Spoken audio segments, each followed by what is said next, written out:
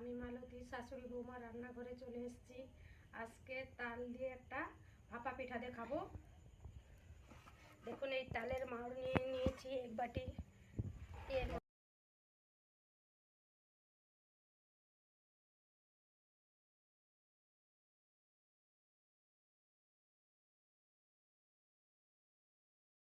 রেখেছিলাম, দেখছেন এইভাবে ফুলে গেছে, এইভাবে শর্ট হয়ে গেছে।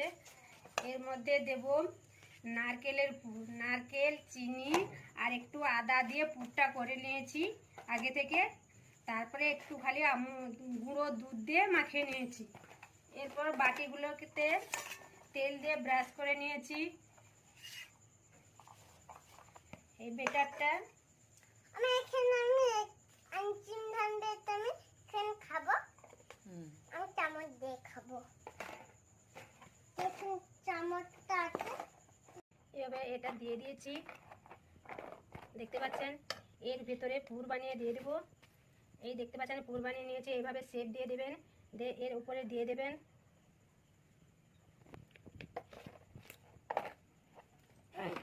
আমার বাবু কেন দেবো না মা? আমা ঠিক আছে,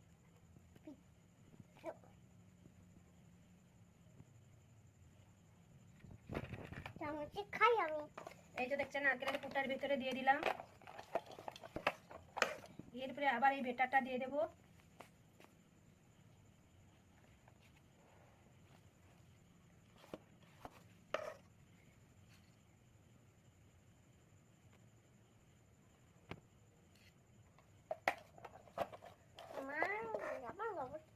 বাবা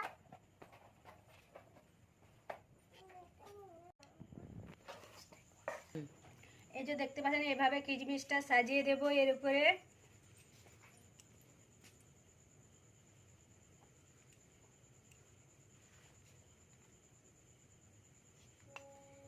ছোট ছোট সাইজের বাটি হলে ভালো হতো। এবার হ্যাঁ না, এটা হচ্ছে দই পিঠা বানানোর হাঁড়ি। আমাদের বাড়িতে সেই থালার মতন ঝাড়া থাকলে হয়ে যেত, কিন্তু যেহেতু নেই তার জন্য এই হাঁড়িটা বসিয়েছি। তার মধ্যে দিয়ে দিচ্ছি এটা, এর উপরেতে এই বাটিগুলো বসিয়ে দেব।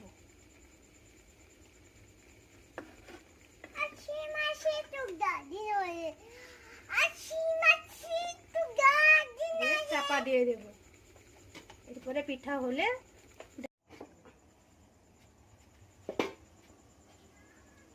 দেখতে পাচ্ছেন কিভাবে হচ্ছে। দেখছি হয়ে গেছে নাকি। দেখুন এভাবে একটা নারকেলের পিঁচ নিয়ে নেব।